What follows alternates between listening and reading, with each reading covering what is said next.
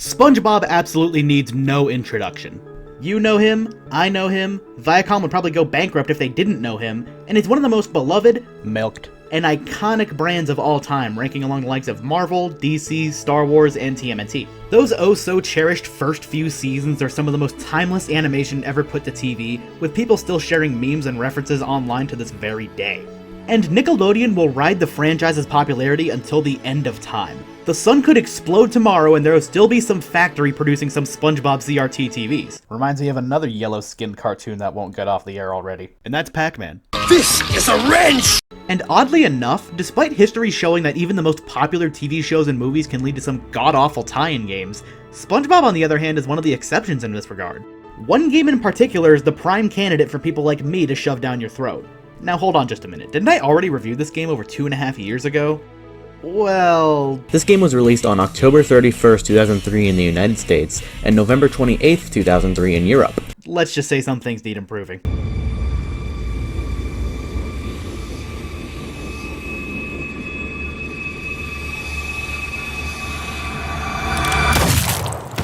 I'm simply not happy with that video nowadays compared to my more recent content, so this is going to be a re-review.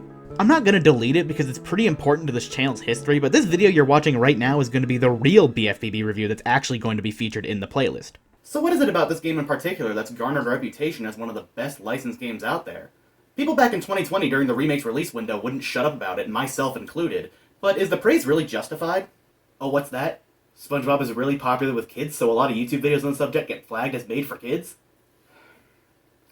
Do I have any violent video game footage lying around? Over here, please. Hello. I need to withdraw some money. And how much would you like to withdraw? $80. Smells like chicken.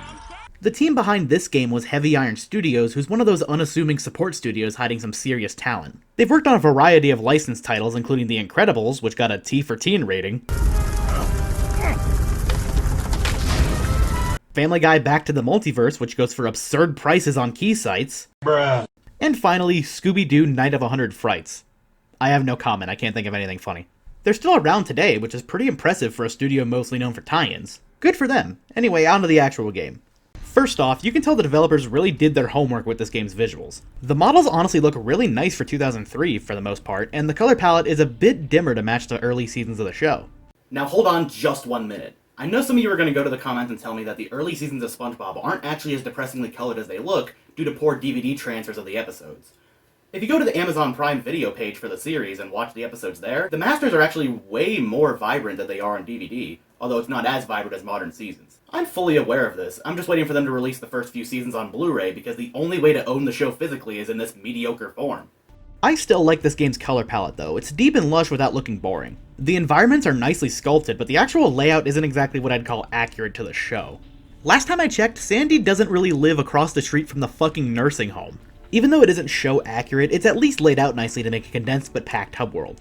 Character models are a bit hit or miss. Most of them look pretty spot on to the characters, but Plankton rarely smiles or frowns, Mermaid Man's proportions are a little off, the Dutchman could go with a bit more transparency, and Gary looks like someone I'd meet in the alley next to Popeye's downtown. One thing I really enjoy is how they emphasize the fact that you're underwater with multiple effects like bubbles floating through the air or water reflecting onto walls and surfaces. They look really cool and I wish more games did this. It really makes you feel like you're underwater and about to drown like my cat after he bit my mother. The biggest difference in the multiple platforms is the lighting. The PS2 and GameCube versions are pretty similar while the Xbox version adds some nice looking bloom effects as well as higher texture quality. Xbox also has faster load times, so I say go for that version if you can, but all three versions are good, really. Of course, since I had to capture footage on Dolphin, you're seeing the GameCube port in this video. Then we get to the dialogue animations, which are very, let's just say, limited. I understand that with these huge games with a lot of dialogue, that animating every single dialogue sequence would be unnecessary and take up way more time and resources, but seeing SpongeBob sound worried while having this massive smile on his face is just distracting. I love those spoons like they were my children! That's terrible. Oh, won't you help me stop them? Before they bend all my forks? Not the forks! Of course I'll help. At least the dialogue is fully voiced over. That's something even modern Nickelodeon games struggle with. Here's how the game is structured. It's a collectathon with 9 levels split into 3 countries with a third of the levels in each divided by bosses. You unlock access to them by collecting enough golden spatulas. These are the big main collectible and there's 100 in the whole game with 75 being required to access the final boss.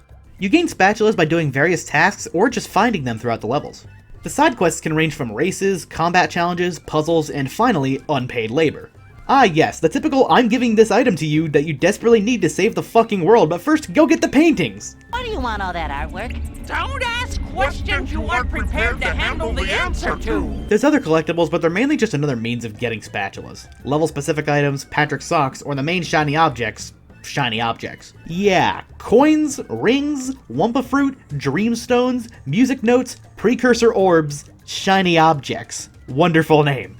Okay, sir, that'll be 100 currencies. Enjoy your marketable merchandise and be safe on the drive to your living quarters in your automobile. These can be used for various functions, but the big one is giving them to Mr.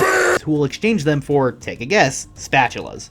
Pretty much everything in this game comes back to collecting golden spatulas. Like any collectathon, the act of getting them has to be fun for the gameplay loop to work, and in my opinion, Heavy Iron absolutely nailed this game's mechanics. Controls are as smooth as butter, and barely making it to a ledge and pulling yourself up is really satisfying. Combat may be simple, but this is a collectathon platformer first and foremost, and these enemies mostly serve as obstacles, so having a quick melee attack to deal with most of them works really well.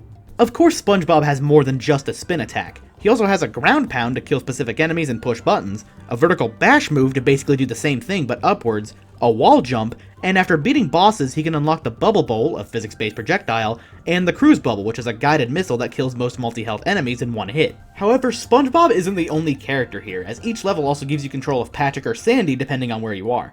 Patrick can stun and pick up enemies, as well as pick up tikis, which can be especially useful for puzzles, switches, or killing robots from a distance. Sandy can glide, lasso enemies for an insta-kill, and swing on hooks. She's definitely the best when it comes to mobility, and probably my favorite. You switch characters by going to bus stops and pressing R. Now hold on, I know exactly what you're thinking, but no, they didn't repeat the same mistake Donkey Kong 64 did with the tag barrels. With that game, you had to backtrack and find one when you inevitably hit a roadblock and had to switch characters. Here, bus stops are always exactly where you need them to be. Need SpongeBob because Sandy can't ground pound? Bus stop. Need Sandy to glide or swing across? Bus stop. Need Patrick because of a launching teeter-totter? Bus stop. For a landmark that's mostly known for muggings and accidentally stepping on heroin needles, they're always exactly where you need them. Level design is also pretty smart even outside of the bus stop locations. Almost every nook and cranny has something there to warrant going there in the first place, so the levels aren't spacious for the sake of being spacious. There's teleportation boxes which can help you travel large distances very quickly, there's trampolines that launch you either directly upward or to various parts of the map, and levels are divided into several areas so you can easily narrow down what you're looking for. The character's seemingly slow walking speeds aren't much of a problem considering all of these tools, and this is probably the best design aspect when it comes to exploration. You can use the pause menu to fast travel to any objective in the whole game you have discovered. That is fucking amazing. You can literally be in a boss battle, then immediately think to yourself, Beam me up, Scotty! and go to the slide in Sand Mountain within the span of one loading screen. No need to backtrack all the way back to the start of the level just to return to the hub world either. This makes grinding for spatulas to unlock an area much less time consuming. Now that's all very well and good. So far this game looks great, but there are a few problems that I don't see very many people bring up when talking about this game. First off, the challenge level in this game just isn't very high. Maybe it's because I've played it for so many years and pretty much know it like the back of my hand. How the hell did that get there? But I almost never have trouble with this game anymore. Except for the kelp caves, but that's because that area is genuinely really poorly designed and goes against almost all of the praises I sung earlier. The bosses in this game are also not very good. They're slow, their attacks are pathetic unless you're right next to them, and they take like 3 years to take down. Each one takes like 7 minutes, and for only 9 hits, that is just too long. I actually prefer the mini-bosses you find in certain levels because they're shorter and more challenging. Prawn is probably the second best boss in the whole game aside from the final boss.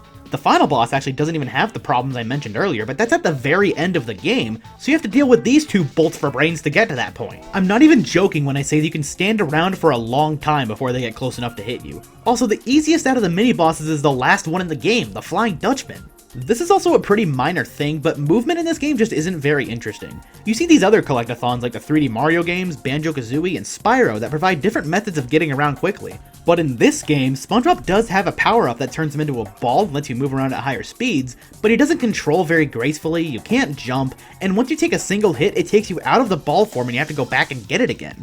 Not to mention, only 4 levels in the whole game even use it. There is a glitch called cruise boosting, which involves pushing the cruise bubble and bubble bowl inputs at the same time against a wall, and while it does give you a massive boost in speed when performed correctly, it is just that, a glitch and not an intended game mechanic. One last complaint, this game has some serious design oversights that blatantly allow you to take advantage of certain level designs and objectives, multiple of which are in Goo Lagoon, so I guess they didn't really have their coffee that morning when they were designing it. Take this part for example. You're supposed to quickly platform across the sandcastle while the water rises, and here you're supposed to use this bouncy guy to go to the next platform. However, you can just use him to skip half of the segment. Here's another. The first side quest in Goo Lagoon is that Larry the Lobster tells you to activate a bunch of switches across the map and aim a laser at a robot which is hoarding all of the sunscreen. If you hit one of the buttons on the side of a lifeguard tower, the reflector will turn. Connect all the towers and shoot the light out to the big reflector on the island. When the light is pointed at the island, go there and turn the last reflector. I got a better idea.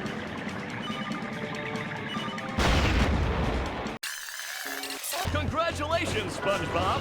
You're king of the beach!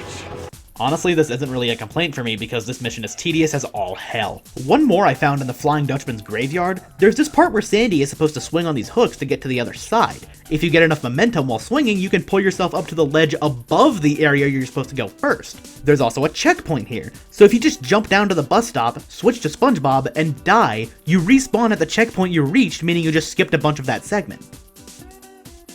There's also this weird glitch with Mrs. Puff's time trial in Sand Mountain. You're supposed to hear the regular slide music when you go down it, but for some reason whenever you try this mission for the first time on a save file, it plays the wrong song.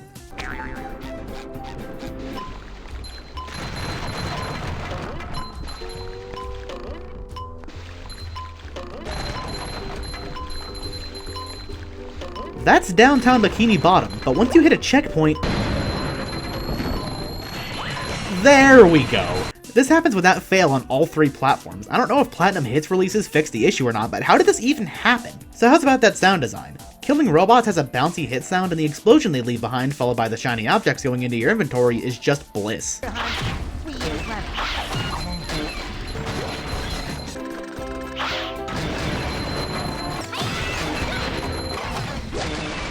Almost all of the sounds in this game work really well. Patrick's ground pound, Sandy's lasso, SpongeBob's bubble bowl, and even the robot voice lines.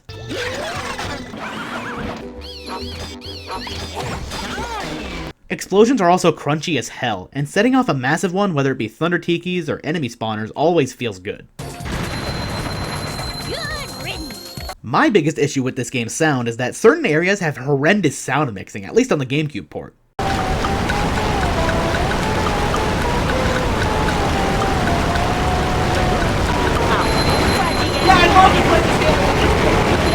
As for voice acting, they got almost the entire show's main cast along with some side characters. This day just doesn't seem to be getting any better. Unfortunately, I found myself in the undesirable position of having to assist you.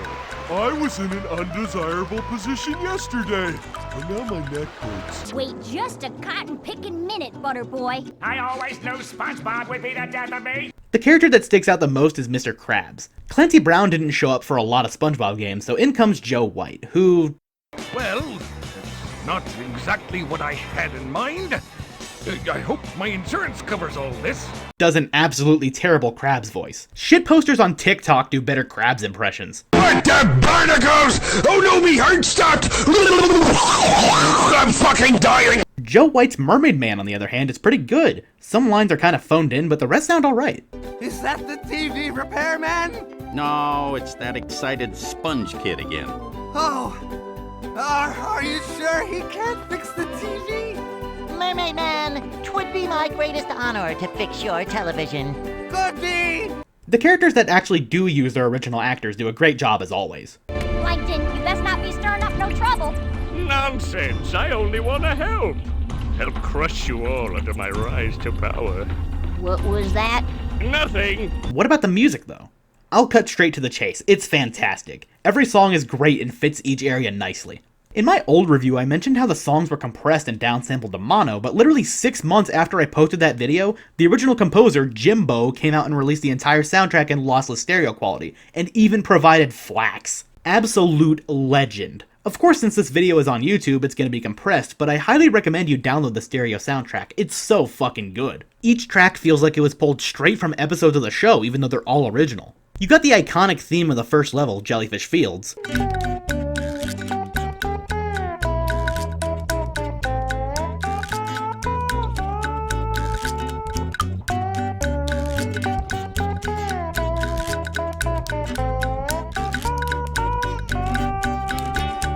the hard rock sliding theme chock full of guitar solos,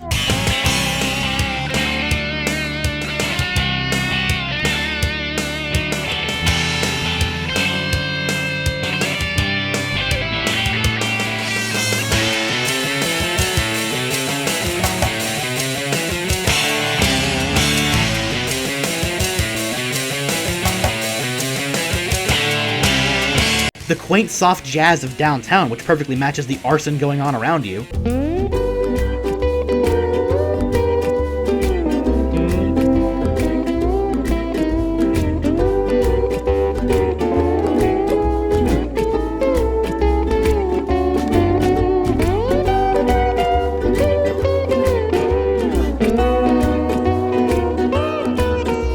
or the demented choir and aggressive orchestra of the industrial park.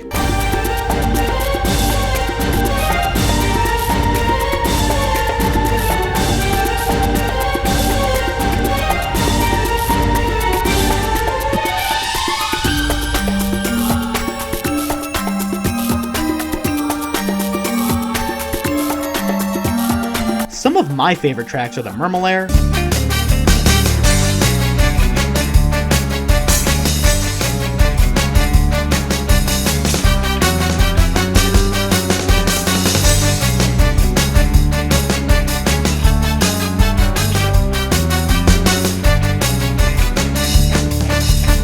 the Flying Dutchman's Graveyard,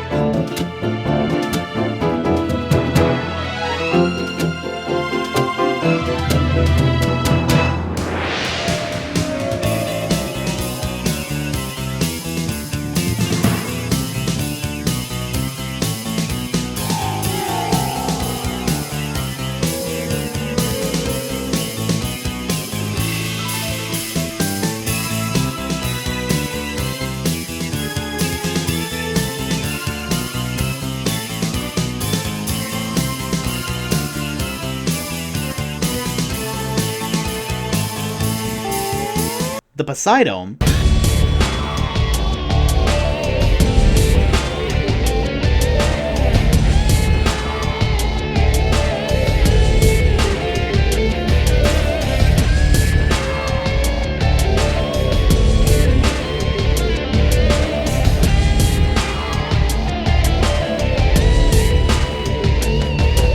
the Chum Bucket Lab,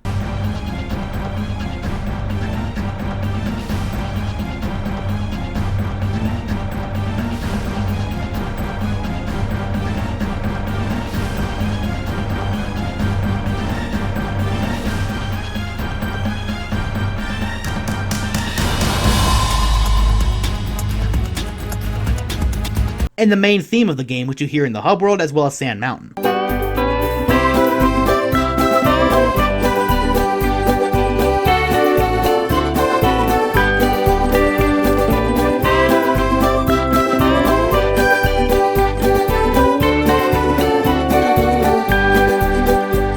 Absolutely godlike stuff. Every track, no matter the tone, feels like SpongeBob, even the crazy shit like Chum Bucket Lab or Industrial Park. And that's one of the game's biggest strengths. Battle for Bikini Bottom feels like a SpongeBob game inside and out. The dialogue and writing feels right in line with the early seasons of the show with some pretty funny gags.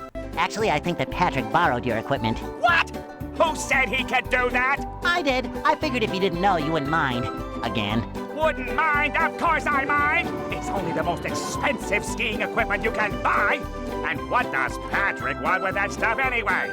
He doesn't even know how to ski. I want the worm now! It's up to you to shut it down and stop them! Well, why him? We're perfectly capable superheroes. Because it's Thursday and we have a whole bunch of doctor's appointments. Ah, fish sticks. I forgot. I could do it in my sleep. You are asleep. As I said, in my sleep. Well done, Patrick. You're a real star. Can I get a cookie?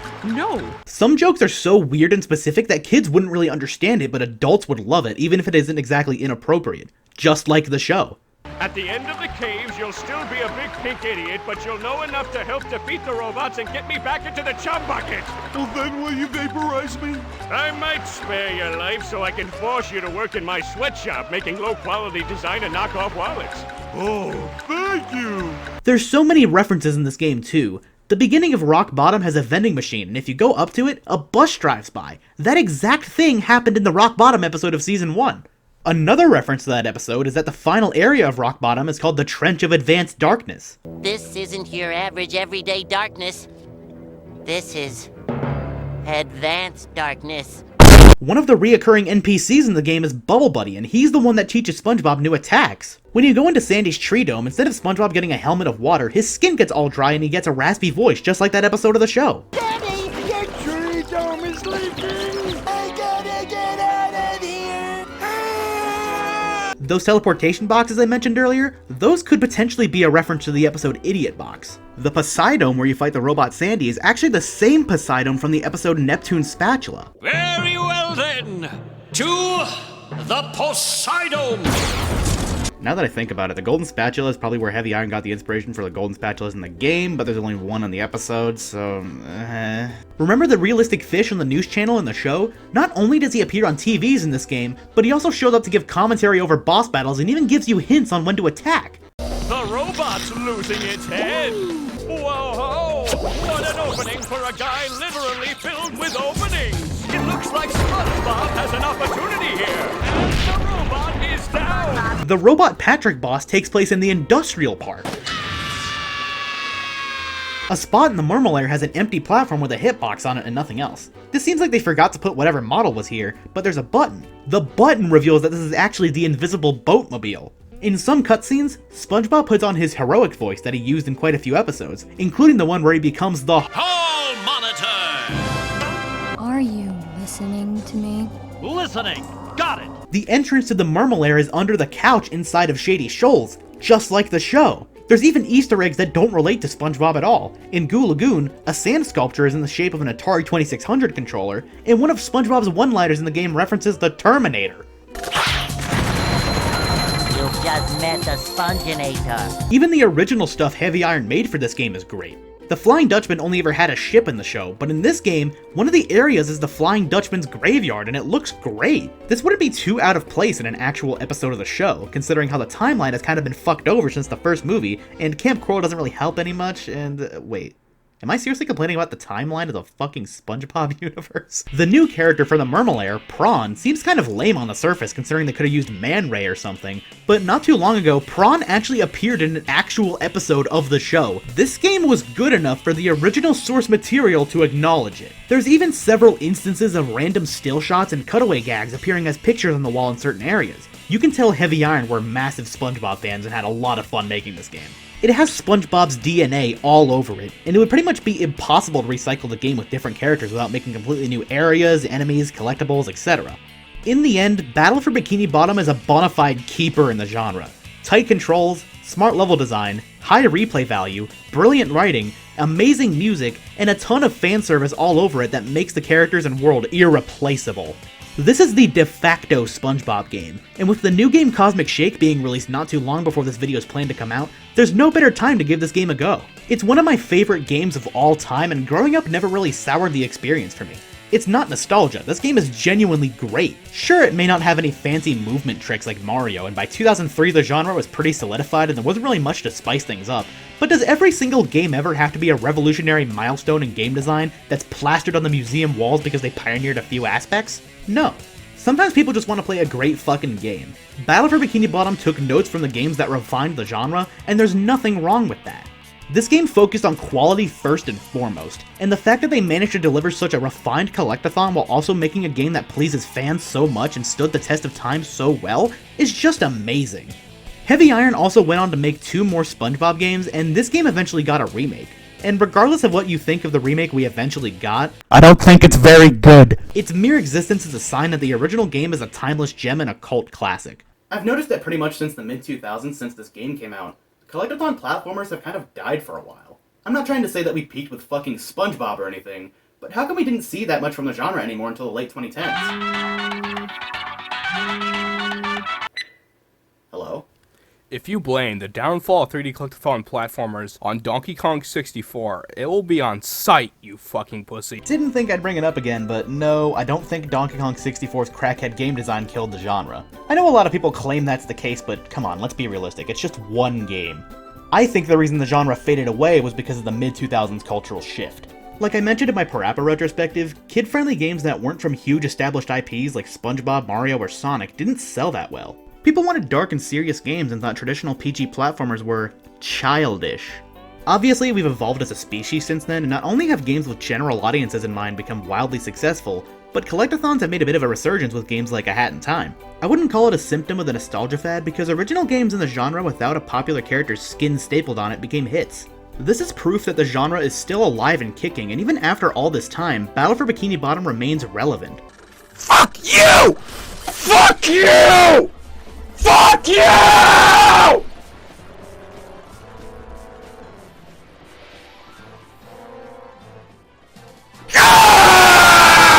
Nickelodeon probably had this game developed as a quick cash grab from a now bankrupt publisher, but Heavy Iron knew exactly what they wanted to do with this one.